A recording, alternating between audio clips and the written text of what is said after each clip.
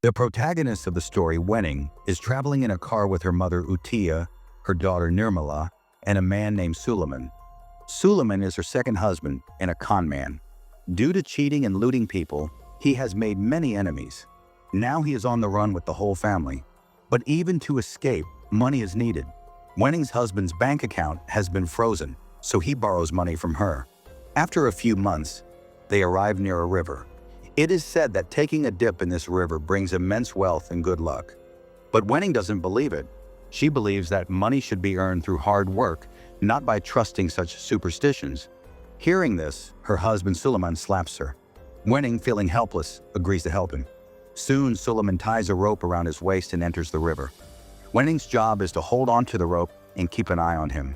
If Suleiman faints or is in danger, she can pull him out. But the river's current is very strong, and it becomes too much for Wening. Exhausted, she lets go of the rope and leaves her husband to the mercy of the river. Then she throws all their belongings into the river to make it seem like they were never there. Suleiman drowns in the river. Wening returns to her mother and daughter. 2 weeks later, Wening settles in a village near the river. Her daughter Nirmala starts attending the local school there, and her mother works as a cleaner at Yuta school. Wening herself starts working as a village bus driver. One night it's raining. Wening goes out on her bike to pick up her mother and daughter, but her daughter is crying continuously. Wening wants to know the reason, but her mother says she'll tell her once they reach home. The three of them get on the bike and start heading home. However, Nirmala's crying disturbs Wening, and she wants to get home quickly. So she decides to take a shortcut, but her mother disagrees. She warns that the shortcut could be dangerous in such heavy rain and advises taking the main road. But Wening insists and takes the shortcut. Due to the rain, the road is slippery and the hilly path is rough. Suddenly, an accident occurs, and Wening's mother falls off the hill. After a while, Wening regains consciousness and starts looking for her mother and daughter. That's when she sees the place where her husband had drowned before. Her heart sinks. At that moment, a villager sees her and advises her to leave the area immediately. Soon after, the police arrive and recover her mother's body, but there's no trace of her daughter. The police suspect that the child may have fallen into the river, so they immediately call a rescue team. However, Wening doesn't notice that her mother's spirit is standing by the riverbank, staring at her. The next day, the rescue team continues the search, but there is no result. Wening follows them anxiously. Days go by, but there's still no sign of her daughter. Because of this, Wening can't concentrate on her job and eventually gets fired. The landlord demanding rent adds to her problems. To earn some money, she starts doing live shopping from home, but suddenly she feels a strange sensation on her back. She turns around but sees nothing. Just then, her mother's face appears in the ring light. However, Wening can't see it. The next day, the rescue team finds some clothes and calls Wening to identify them. She immediately recognizes them as her husband's clothes but pretends not to know. A week has now passed since her daughter went missing. Wening goes live and talks about her daughter's disappearance, asking people for help. Some audience members troll her, saying things like, "Your daughter is missing, and you're busy going live?" Disheartened, Wening ends the live stream and stands by the window, lost in thought, unaware that her mother's spirit is once again present there. 10 more days pass, but the rescue team finds nothing and decides to call off the search. Helpless, Wening has no other option left. That night she goes live again and asks people if there's any other way. Just then, she hears a voice from behind. She ends the live stream and goes to check. Her mother's face appears again behind the ring light. Suddenly, her phone stand rotates on its own. Wening is startled but assumes she might have accidentally touched it. She starts the live again and shares her distress. Suddenly, the closet door opens by itself. Her mother's face, Utiya, appears again behind the ring light. She's the one opening the closet so Wening can see what's inside. Wening finds a bag inside the closet with Professor Tetsuya written on it. Tetsuya is a tourist researcher. The next day, Wening rides her bike to school and meets Tetsuya. These clothes were washed by her mother when she used to work at the school. Wening asks, "Can I work here in place of my mother?" Tetsuya hesitates but eventually says yes. Meanwhile, a local podcaster named Tita hears about Wening's case. She wants to invite her on her show to boost her streaming numbers. But her friend Ragusu advises against it, saying she's still grieving. Don't bother her. However, Tita loves challenges. She goes straight to Wening's house. The moment she enters the house, she gets a creepy feeling. Tita doesn't see Wening, so she starts peeking around the house. Just then, she notices water dripping from the ceiling. The sound of each drop scares her. Panicked, she runs away from there. Meanwhile, Wening is working at the school. Her eyes fall on thousands of paper cranes kept in the classroom. Tetsuya tells her that these cranes are a symbol of hope. If someone makes 1,000 paper cranes and lets them float in the river, their wish comes true. Wening quietly remembers this. In the evening, when Wening returns home, Tita and Ragusu come to her house again. They offer her a spot on their podcast. Wening doesn't refuse, but she sets a condition. First, you have to make 1,000 paper cranes for me. Tita, who is willing to do anything to make her show go viral, immediately agrees. Ragusu feels everything is fine now, so he leaves. Wening and Tita spend the night making cranes. Tired, Tita falls asleep on the sofa. Suddenly, one of the paper crane's wings moves. Then the ring light starts flickering and eventually goes out completely. The next moment, Wening's head starts spinning for no reason. She bends down and then doesn't move at all. Tita wakes up and is stunned to see all this. She quickly wakes up Wening. The next morning, the two of them go to the riverside and let all the cans float away in the water.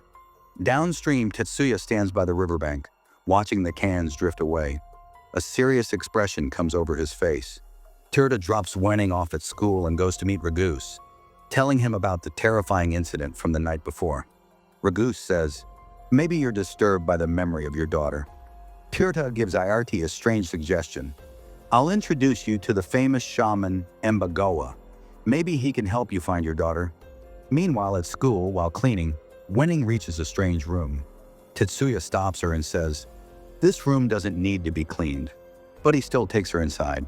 The room is filled with plants, and there is white powder scattered under every pot. Tetsuya explains, "This keeps ants from reaching the roots of the plants." Wening finds it all very strange and leaves the room, unaware that a horrifying secret is hidden there. That evening, the river water suddenly starts boiling and then immediately becomes calm again.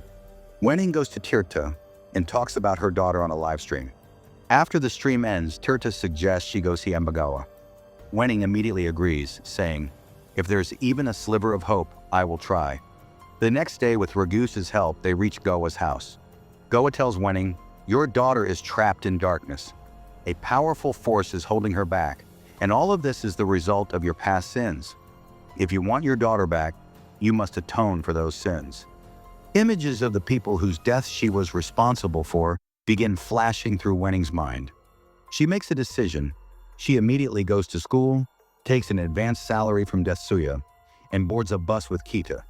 Their intention is to go to the village of Wening's first husband, Vishak. Wening says, "My behavior with Vishak was probably my biggest sin. Vishak was addicted to bike racing and didn't care about the family or our daughter." Wening had divorced him and left the house with her mother and daughter. In a fit of rage, Vishak had started destroying household items. Petrol accidentally spilled and a terrible fire broke out. Vishak was severely burned. Now the two of them reach the hospital. A nurse tells them that Vishak has tried to commit suicide multiple times. Wening cries in front of Vishak and tells him about their daughter going missing. She apologizes, saying, "It was all my fault." But Vishak replies, "If you really want forgiveness, then kill me. Free me from this life." Wening holds a pillow in her hand, but can't bring herself to do it.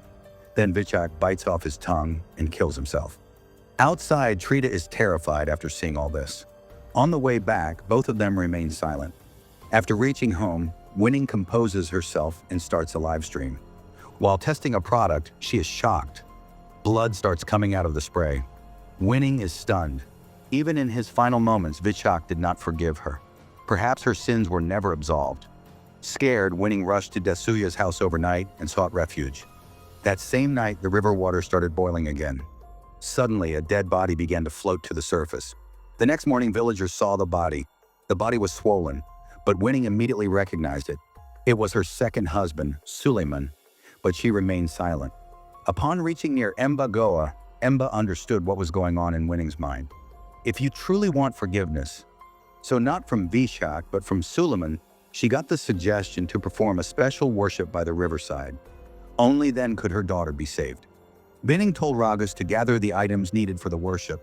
Then she took Tita and went to school. Tetsuya recognized Tita. "She's the swimming teacher from our village." Wening realized that her daughter had learned swimming from Tita. Hearing this, Wening became furious. "Why didn't you tell me this? she shouted and pushed Tilta out. Borrowing some money from Tetsuya, Wening gave it to Embagoa. The worship by the riverside began. At that moment, a strange smile appeared on Tetsuya's face. After the worship, Embagoa told Wening, "Your sins are deep. Now only one solution remains, a life for a life." In Wening's room, the spirits of her mother and Vichak appeared. Crying, Wening picked up a piece of glass, but it turned out to be her daughter's crane hairpin. Meanwhile, Tilta remembered something. In Tetsuya's photo, the same hairpin was in his daughter's hair. After searching online, it was found that Tetsuya's wife and daughter had died in a car accident in Japan. There was suspicion that Tetsuya himself had caused the accident. She quickly ran to Ragus's house and found out that Embagoa and Ragus were just trying to rob Wening. Tilta rushed to save Wening, but by then Wening was already trapped in Tetsuya's house. Tetsuya tried to explain, "Your daughter looks just like my deceased daughter. I only wanted to raise her well." But Wening felt that the story wasn't so simple. The truth of that unfortunate night came to light. Tetsuya had given Wening's daughter a red frock. When he saw the girl, he was stunned, as if his lost daughter had returned. Overcome with emotion, he wanted to hug her, but the girl refused and fell down the stairs. Tetsuya panicked. He wanted to check her injury, so he tried to take off her dress. Just then, Wening's mother, Yutia, saw the scene and assumed Tetsuya was trying to do something wrong with her granddaughter. She grabbed the girl and ran away. Wening was worried, so he followed them in his car. When Wening's family met with an accident, Tetsuya picked up the girl and hid her in his greenhouse. When Wening found out the truth, she was shocked. Tetsuya hit her with a teapot and knocked her unconscious. Meanwhile, Tita discovered Tetsuya's dark past and immediately ran to his house. When Wening regained consciousness, she found herself tied up. Tita sneaked up behind Tetsuya and attacked him with a guitar, but she couldn't overpower him. Tetsuya brought the girl outside and began forcing Wening to sign adoption papers. Suddenly, during the struggle, they fell into the river. Wening saved herself, but Tetsuya drowned and died. With this, the story ends here. Comment down your thoughts and also subscribe to this channel for more horror stories like this.